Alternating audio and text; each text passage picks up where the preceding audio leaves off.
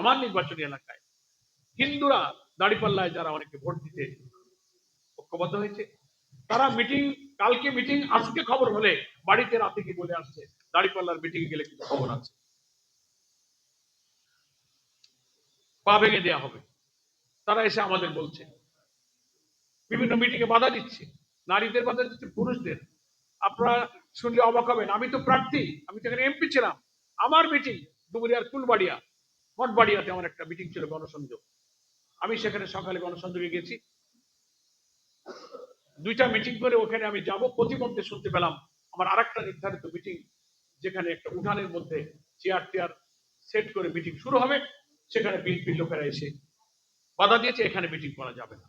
জোর করে চেয়ার টেয়ার সরিয়ে সেখানে আমাকে মিটিং করতে দেওয়া হয়নি। আমি অবশ্য সেখানে উপস্থিত হয়ে পারিনি। রাস্তায় এলাকার লোকেরা এসে বললো যে মিটিং তো করা যাচ্ছে না, তারা এসে এখানে এসে চেয়ার টেয়ার তুলে নিল। আমি সাথে সাথে পুলিশ প্রশাসনকে খবর দিয়েছি। ওসি সাহেব তো শুনে অবাক, বলে স্যার আমি দেখতেছি, এক্ষুনি ব্যবস্থা নিচ্ছি। আমি তাদের নাম, পিতার নাম সব উল্লেখ করে ওসি সাহেবকে দিয়েছি।